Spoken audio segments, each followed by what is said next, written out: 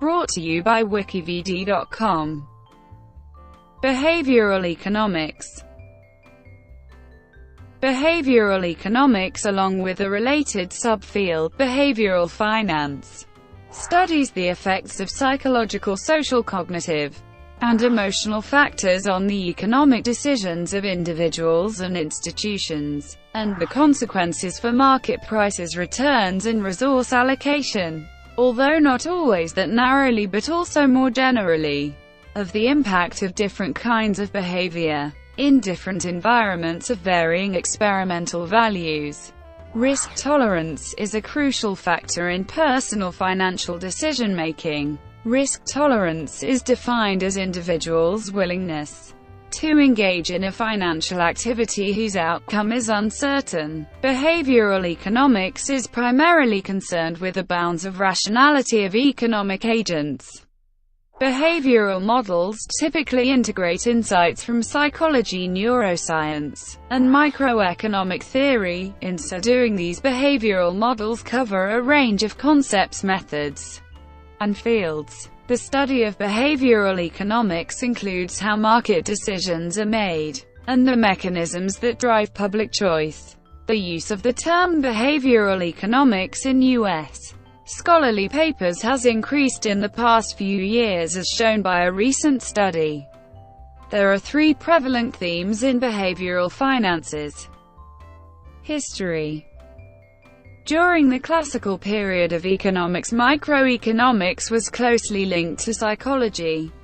For example, Adam Smith wrote The Theory of Moral Sentiments, which proposed psychological explanations of individual behavior, including concerns about fairness and justice, and Jeremy Bentham wrote extensively on the psychological underpinnings of utility. However, during the development of neoclassical economics, economists sought to reshape the discipline as a natural science, deducing economic behavior from assumptions about the nature of economic agents. They developed the concept of Homo economicus, whose psychology was fundamentally rational. However, many important neoclassical economists employed more sophisticated psychological explanations, including Francis Edgeworth, Vilfredo Pareto, and Irving Fisher. Economic psychology emerged in the 20th century in the works of Gabriel Tarde, George Katona, and Laszlo Garai. Expected utility and discounted utility models began to gain acceptance, generating testable hypotheses about decision-making given uncertainty and intertemporal consumption, respectively. Observed and repeatable anomalies eventually challenged those hypotheses, and further steps were taken by the Nobel Prize winner Maurice Allais, for example, in setting out the Allais paradox, a decision problem he first presented in 1953 that contradicts the expected utility hypothesis. In the 1960s, cognitive psychology began to shed more light on the brain as an information processing device. Psychologists in this field, such as Ward Edwards, Amos Tversky, and Daniel Kahneman, began to compare their cognitive models of decision-making under risk and uncertainty to economic models of rational behavior. In mathematical psychology, there is a long-standing interest in the transitivity of preference, and what kind of measurement scale utility constitutes. Prospect theory. In 1979, Kahneman and Tversky wrote Prospect Theory, an analysis of decision under risk, an important paper that used cognitive psychology to explain various divergences of economic decision-making from neoclassical theory. Prospect theory has two stages, an editing stage and an evaluation stage.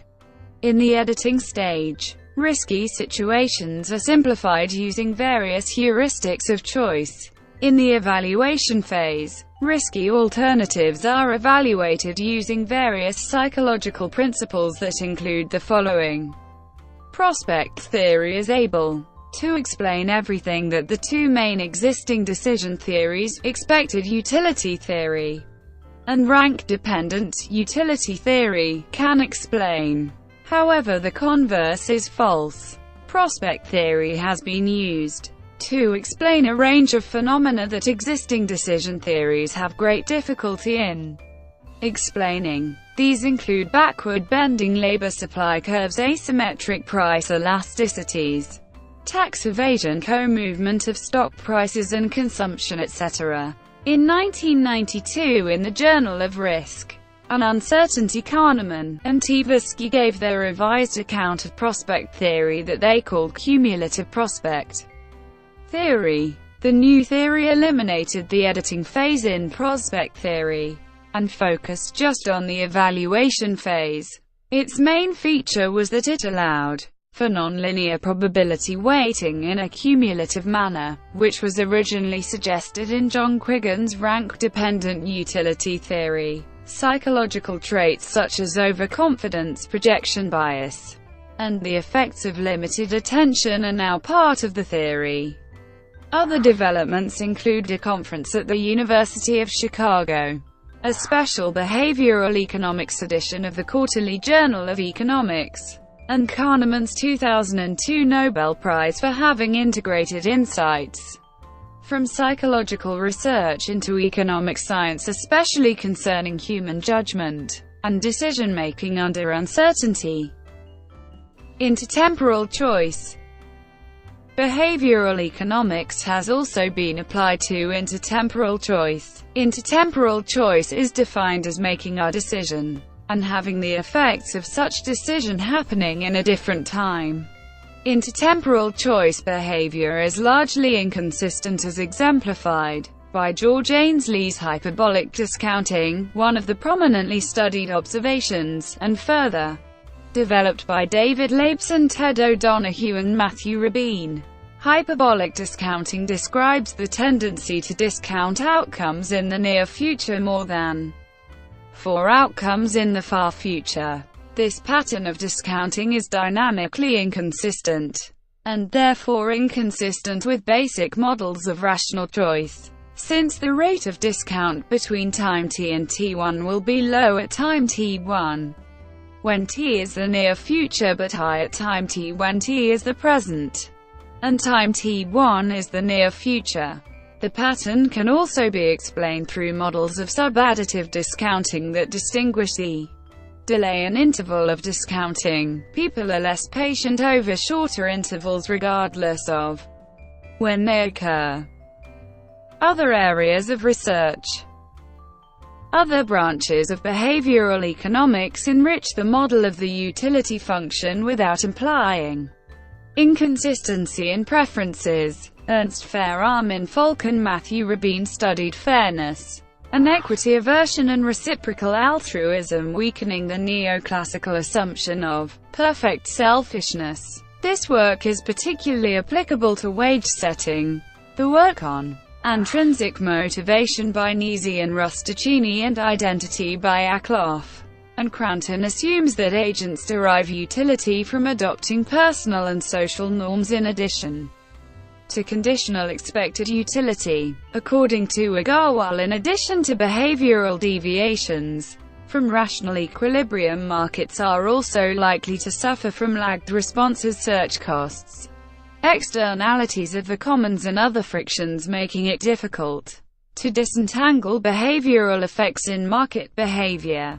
Conditional expected utility is a form of reasoning where the individual has an illusion of control and calculates the probabilities of external events, and hence their utility as a function of their own action even when they have no causal ability to affect those external events. Behavioral economics caught on among the general public with the success of books such as Dan Ariely's Predictably Irrational. Practitioners of the discipline have studied quasi-public policy topics such as broadband mapping. Applications for behavioral economics include the modeling of the consumer decision-making process. For applications in artificial intelligence and machine learning, the Silicon Valley-based startup Singularities is using the AGM postulates proposed by Alcaran, Garden-Force and Mackinson, the formalization of the concepts of beliefs and change. for rational entities in a symbolic logic to create a machine learning and deduction engine that uses the latest data science and big data algorithms in order to generate the content and conditional rules that capture customers' behaviors and beliefs. Criticism. Critics of behavioral economics typically stress the rationality of economic agents. They contend that experimentally observed behavior has limited application to market situations, as learning opportunities and competition ensure at least a close approximation of rational behavior. Others note that cognitive theories, such as prospect theory, are models of decision-making, not generalized economic behavior, and are only applicable to the sort of once-off decision problems presented to experiment participants or survey respondents. A notable concern is that despite a great deal of rhetoric, there is no real consistent behavioral theory yet. Behavioral economics scholars also have no unified theory. Until that happens, it is a collection of loosely related or unrelated observations. What is missing is a foundational behavioral theory that can be tested in many domains as a competitor to neoclassical theory. Traditional economists are also skeptical of the experimental and survey-based techniques which behavioral economics uses extensively. Economists typically stress revealed preferences, overstated preferences in the determination of economic value. Experiments and surveys are at risk of systemic biases, strategic behavior, and lack of incentive compatibility. Responses. Rabin dismisses these criticisms, claiming that consistent results are typically obtained in multiple situations and geographies, and can produce good theoretical insight. Behavioral economists have also responded to these criticisms by focusing on field studies rather than lab experiments.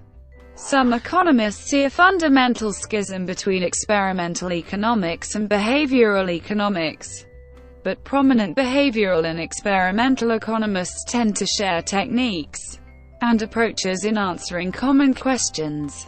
For example, behavioral economists are investigating neuroeconomics, which is entirely experimental and cannot yet be verified in the field. Other proponents of behavioral economics note that neoclassical models often fail to predict outcomes in real-world contexts.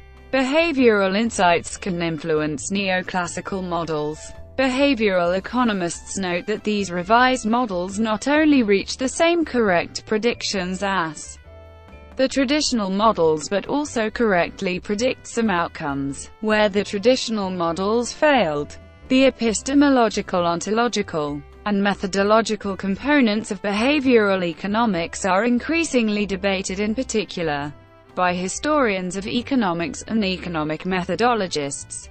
According to some researchers, when studying the mechanisms that form the basis of decision-making, especially financial decision-making, it is necessary to recognize that most decisions are made under stress because stress is the non-specific body response to any demands presented to it. From a biological point of view, human behaviors are essentially the same during crises accompanied by stock market crashes and during bubble growth, when share prices exceed historic highs. During those periods, most market participants see something new for themselves, and this inevitably induces a stress response in them, with accompanying changes in their endocrine profiles and motivations. The result is quantitative and qualitative changes in behavior. However, this is only one example of where behavior affecting economics and finance can be observed and variably contrasted using behavioral economics, and it is a mistake to think of its usefulness as only applying within such environments tested in, or of conditions similar to stock exchanges specifically. Also, often selfish reasoning, adult behaviors and similar can be identified within criminal concealment and legal deficiencies, and neglect of different types can be observed and discovered. awareness of indirect consequence, at least in potential, with different experimental models and methods, can be used as well. Behavioral economics potential uses are broad, but its reliability needs scrutiny. An underestimation of the role of novelty as a stressor is the primary shortcoming of current approaches for market research, so it is necessary to account for the biologically determined dephasisms of human behavior in everyday low-stress conditions, and in response to stressor. Behavioral finance. The central issue in behavioral finance is explaining why market participants make irrational, systematic errors contrary to assumption of rational market participants. Such errors affect prices and returns, creating market inefficiencies. The study of behavioral finance also investigates how other participants take advantage of such errors and market inefficiencies. Behavioral finance highlights inefficiencies such as under or overreactions to information as causes of market trends, and in extreme cases of bubbles and crashes. Such reactions have been attributed to limited investor attention, overconfidence, over-optimism, mimicry and noise trading. Technical analysts consider behavioral finance to be behavioral economics' academic cousin and the theoretical basis for technical analysis. Other key observations include the asymmetry between decisions to acquire or keep resources, known as the bird in the bush paradox, and loss aversion, the unwillingness to let go of a valued possession. Loss aversion appears to manifest itself in investor behavior as a reluctance to sell shares or other equity if doing so would result in a nominal loss. It may also help explain why housing prices rarely, slowly decline to market clearing levels during periods of low demand. Bennett C. and Thaler, applying a version of prospect theory, claim to have solved the equity premium puzzle, something conventional finance models so far have been unable to do. Experimental finance applies the experimental method and more, creating an artificial market through some kind of simulation software, to study people's decision-making process and behavior in financial markets. Quantitative behavioral finance. Quantitative behavioral finance uses mathematical and statistical methodology to understand behavioral biases. In marketing research, a study shows little evidence that escalating biases impact marketing decisions. Leading contributors include Gundlach, Kagan Ulp, and collaborators include 2002 Nobel laureate Vernon Smith, David Porter, Don Balanovich, Vladimira Ileva, and Ahmet Duran and Ray Sturm. Financial models. Some financial models used in money management and asset valuation incorporate behavioral finance parameters. Examples: one characteristic of overreaction is that average returns following announcements of good news is lower than following bad news. In other words, overreaction occurs if the market reacts too strongly or for too long to news, thus requiring adjustment in the opposite direction. As a result, outperforming assets in one period are likely to underperform in the following period. This also applies to customers' irrational purchasing habits. Criticisms. Critics such as Eugene Farmer typically support the efficient market hypothesis. They contend that behavioral finance is more a collection of anomalies than a true branch of finance, and that these anomalies are either quickly priced out of the market or explained by appealing to market microstructure arguments. However, individual cognitive biases are distinct from social biases. The former can be averaged out by the market, while the other can create positive feedback loops that drive the market further and further from a fair price equilibrium. Similarly, for an anomaly to violate market efficiency, an investor must be able to trade against it and earn abnormal profits. This is not the case for many anomalies. A specific example of this criticism appears in some explanations of the equity premium puzzle. It is argued that the cause is entry barriers and that returns between stocks and bonds should equalize as electronic resources open up the stock market to more traders. In response, others contend that most personal investment funds are managed through superannuation funds, minimizing the effect of these putative entry barriers. In addition, professional investors and fund managers seem to hold more bonds than one would expect given return differentials. Game theory. Behavioral game theory, invented by Colin Cameron, analyzes interactive strategic decisions and behavior using the methods of game theory, experimental economics, and experimental psychology. Experiments include testing deviations from typical simplifications of economic theory such as the independence axiom and neglect of altruism, fairness, and framing effects. On the positive side, the method has been applied to interactive learning and social preferences. As a research program, the subject is a development of the last 3 decades. Economic reasoning in non-human animals. A handful of comparative psychologists have attempted to demonstrate quasi-economic reasoning in non-human animals. Early attempts along these lines focus on the behavior of rats and pigeons. These studies draw on the tenets of comparative psychology, where the main goal is to discover analogues to human behavior in experimentally tractable non-human animals. They are also methodologically similar to the work of Forster and Skinner.